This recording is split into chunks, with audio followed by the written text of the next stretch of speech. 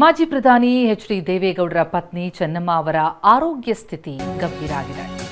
ಮಣಿಪಾಲ್ ಆಸ್ಪತ್ರೆಗೆ ದಾಖಲಾಗಿ ಚಿಕಿತ್ಸೆ ಪಡಿತಾ ಇದ್ರು. ಆಸ್ಪತ್ರೆಯಲ್ಲಿ ಚಿಕಿತ್ಸೆಯನ್ನ ಮುಂದುವರಿಸಲಾಗಿದೆ. ಚೆನ್ನಮ್ಮನವರ ರಕ್ತದೊತ್ತಡ, ನಾಡಿಮಿಡಿತ ಸ್ಥಿರವಾಗಿದೆ. ಆದರೆ ಉಸಿರಾಟದ ಸಮಸ್ಯೆಗೆ ಚಿಕಿತ್ಸೆಯನ್ನ ನೀಡಲಾಗ್ತಾ ಇದೆ.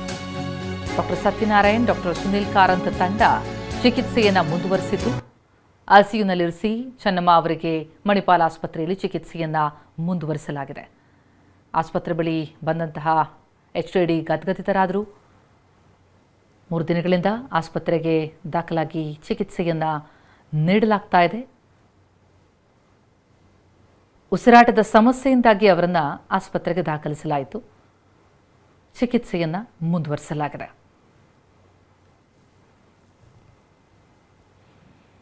ನಿನ್ನೆ ರಾತ್ರಿ ಇಡೀ ಕುಟುಂಬ ಆಸ್ಪತ್ರೆಗೆ ದೌಡಾಯಿಸಿತು. ಪತ್ನಿಯ ಆರೋಗ್ಯ ಸ್ಥಿತಿ ಕಂಡು ದೊಡ್ಡಗೌಡರು ಗದ್ಗದಿತರಾದರೆ ಕುಮಾರಸ್ವಾಮಿ ಭಾವುಕರಾಗಿ ಮಾತನಾಡಿದ್ದಾರೆ.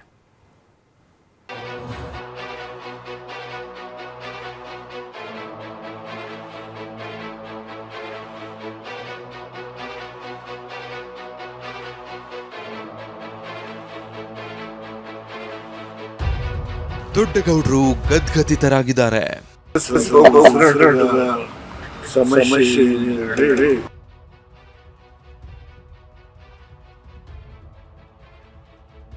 ಕುಮಾರಸ್ವಾಮಿ ಕಣ್ಣಂಚಲ್ಲಿ ನೀರು ಜಿನುಗ್ತಾ ಇದೆ.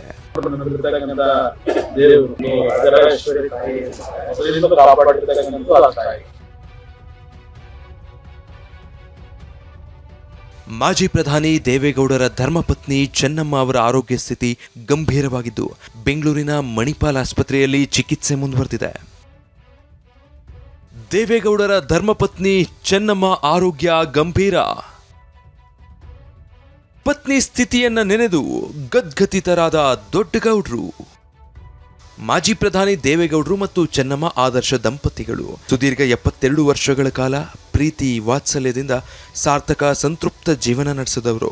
2 ತಿಂಗಳ ಹಿಂದಷ್ಟೇ 72ನೇ ವಿವಾಹ ವಾರ್ಷಿಕೋತ್ಸವ ಆಚರಿಸಿಕೊಂಡಿದ್ರು. ಜೀವನದುದ್ದಕ್ಕೂ ದೇವೇಗೌಡರಿಗೆ ಹೆಜ್ಜೆಗೆ ಹೆಜ್ಜೆಯಾಗಿ ನಿಂತವರು ಚೆನ್ನಮ್ಮ.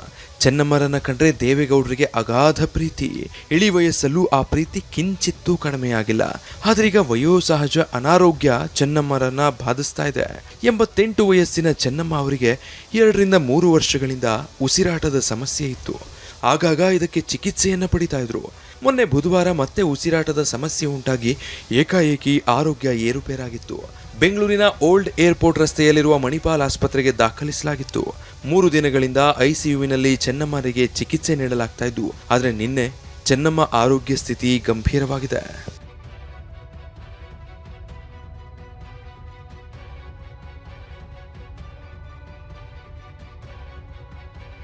ಈ ವಿಚಾರ ತಿಳಿತಾ ಇದ್ದಂತೆ ಗೌಡರ ಕುಟುಂಬದವರೆಲ್ಲ ನಿನ್ನೆ ಆಸ್ಪತ್ರೆಗೆ ದೌಡಾಯಿಸಿದ್ರು. ಕೇಂದ್ರ ಸಚಿವ ಕುಮಾರಸ್ವಾಮಿ, ಅನಿತಾ ಕುಮಾರಸ್ವಾಮಿ, ನಿಖಿಲ್ ಕುಮಾರಸ್ವಾಮಿ, ಎಚ್.ಡಿ. ರೇವಣ್ಣ, ಸಂಸದ ಡಾಕ್ಟರ್ ಸಿ.ಎನ್. ಮಂಜುನಾಥ್, ಶಾಸಕ ಸಿ.ಎನ್. ಬಾಲಕೃಷ್ಣ ಮಣಿಪಾಲ್ ಆಸ್ಪತ್ರೆಗೆ ಆಗಮಿಸಿದ್ರು. ಇನ್ನು ದೇವೇಗೌಡರು ನಿನ್ನೆ ಮಧ್ಯಾಹ್ನ 3 ಗಂಟೆ ವೇಳೆಗೆ ಆಸ್ಪತ್ರೆಗೆ ಧಾವಿಸಿ ರಾತ್ರಿವರೆಗೂ ಅಲ್ಲೇ ಉಳಿದಿದ್ರು. ಬಳಿಕ ಆಸ್ಪತ್ರೆಯಿಂದ ಹೊರಬರುವಾಗ ದೇವೇಗೌಡರು ಗದ್ಗದಿತರಾಗಿದ್ರು. ಚೆನ್ನಮ್ಮನಿಗೆ ತಜ್ಞ ವೈದ್ಯರ ತಂಡ ಚಿಕಿತ್ಸೆ ನೀಡ್ತಾ ಇದೆ. ಉಸಿರಾಟದ ಸಮಸ್ಯೆ ಹೊರತುಪಡಿಸಿ ಯಾವುದೇ ಸಮಸ್ಯೆ ಇಲ್ಲ ಎಂದು ವೈದ್ಯರು ಹೇಳಿದ್ದಾರೆ. ನೋಡೋಣ ಅಂತ ನೋವಿನಲ್ಲೇ ಹೇಳಿದ್ರು. ಅವರ ಆರೋಗ್ಯ ಬುಧವಾರದಿಂದ ಸ್ವಲ್ಪ ಉಸಿರಾಟದ ಸಮಸ್ಯೆ ಇದೆ ಅಂತ ಹೇಳಿ ಅಡ್ಮಿಟ್ ಮಾಡಿದೆ. ಉಸಿರಾಟದ ಒಂದು ಸಮಸ್ಯೆನ ಬಗೆಹರಿಸಲಿಕ್ಕೆ ಬಾಕಿ ತೊಂದರೆ ಏನಿಲ್ಲ. It cannot be all of a sudden ಮಾಮೂಲಿ ಉಸಿರಾಡೋ ಥರ ತರಲಿಕ್ಕೆ ಹೋಗೋದಿಲ್ಲ ಅವರು. ಚಿಕಿತ್ಸೆಗಿಂತಲೂ ರಾಜರಾಜೇಶ್ವರಿ ತಾಯಿಯೇ ಕಾಪಾಡಬೇಕು. ತಾಯಿ ಚೆನ್ನಮ್ಮರ ಆರೋಗ್ಯದ ಬಗ್ಗೆ ಕುಮಾರಸ್ವಾಮಿ ಭಾವುಕ ನುಡಿ. ತಾಯಿ ಆರೋಗ್ಯದ ಬಗ್ಗೆ ವೈದ್ಯರ ಬಳಿ ಮಾಹಿತಿ ಪಡೆದ ಕೇಂದ್ರ ಸಚಿವ ಕುಮಾರಸ್ವಾಮಿ ನಂತರ ಮಾತನಾಡಿ, ಚೆನ್ನಮ್ಮರ ಮೇಲೆ 25 ವರ್ಷದ ಹಿಂದೆ ಆಸಿಡ್ ದಾಳಿಯಾದಾಗಲೂ ಬದುಕಲ್ಲ ಅಂದ್ರು. ಆಗ ದೇವರ ಪೂಜೆಯಿಂದ ಪಾರಾದ್ರು. ಈಗ ವೈದ್ಯರು ಕೈಮೀರಿ ಪ್ರಯತ್ನ ಮಾಡಿದ್ದಾರೆ. ಈಗಲೂ ದೇವರೇ ಅವರನ್ನ ಕಾಪಾಡಬೇಕು ಎಂದು ಕುಮಾರಸ್ವಾಮಿ ಹೇಳಿದ್ರು. ಇಲ್ಲಿ ಮಣಿಪಾಲ್ನ ವೈದ್ಯರು ಎಲ್ಲಾ ರೀತಿಯ ಮುತುವರ್ಜಿ ವಹಿಸಿ ಎಲ್ಲಾ ರೀತಿಯ ಚಿಕಿತ್ಸೆ ಮಾಡ್ತಾ ಇದ್ದಾರೆ.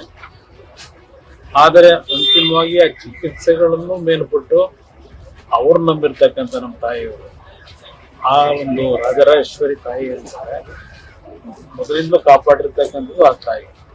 ಅದರಿಂದ ಆ ದೇವರ ನಂಬಿಕೆಯವರೇನು ಇಟ್ಕೊಂಡಿದ್ದಾರೆ, ನಮ್ಮ ತಂದೆಯವರು ನಂಬಿಕೆ ಇಟ್ಕೊಂಡಿದ್ದಾರೆ. ಇನ್ನು ಪ್ರತಿಪಕ್ಷ ನಾಯಕ ಆರ್ ಅಶೋಕ್ ಕೂಡ ನಿನ್ನೆ ಮಣಿಪಾಲ್ ಆಸ್ಪತ್ರೆಗೆ ತೆರಳಿ ಚೆನ್ನಮ್ಮರ ಆರೋಗ್ಯ ಸ್ಥಿತಿ ಬಗ್ಗೆ ವೈದ್ಯರಿಂದ ಮಾಹಿತಿ ಪಡೆದುಕೊಂಡ್ರು. ನಾನು ಚೆನ್ನಮ್ಮ ಅವ್ರನ್ನ ಹೋಗಿ ನೋಡಿ ಬಂದಿದ್ದೀನಿ. ಆಸ್ಪತ್ರೆಯಲ್ಲಿ ಈಗಾಗಲೇ ಟ್ರೀಟ್ಮೆಂಟ್ ತಗೊತಾ ಇದ್ದಾರೆ. ಸನ್ಮಾನ್ಯ ದೇವೇಗೌಡರು ಇದ್ದಾರೆ, ರೇವಣ್ಣವರು, ಕುಮಾರಣ್ಣವರು, ಅವರ ಇಡೀ ಕುಟುಂಬ ಪೂರ್ತಿ ಅಲ್ಲೇ ಇದೆ. ನಿನ್ನೆ ರಾತ್ರಿ ಜೆಡಿಎಸ್ ಶಾಸಕರು, ಮುಖಂಡರ ದಂಡೆ ಮಣಿಪಾಲ್ ಆಸ್ಪತ್ರೆಗೆ ಆಗಮಿಸಿತ್ತು. ಸಾರಾ ಮಹೇಶ್, ಪುಟ್ಟರಾಜು ಮತ್ತಿತರರು ಆಸ್ಪತ್ರೆಗೆ ಧಾವಿಸಿ ಚೆನ್ನಮ್ಮರ ಆರೋಗ್ಯದ ಕುರಿತು ಮಾಹಿತಿ ಪಡೆದುಕೊಂಡ್ರು.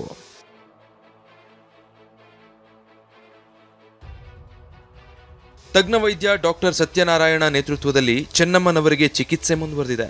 ಶೀಘ್ರವೇ ಚೆನ್ನಮ್ಮ ಅವರು ಗುಣಮುಖರಾಗಲಿ ಅನ್ನೋದೇ ಎಲ್ಲರ ಆಶಯ. Bureau report, TV9.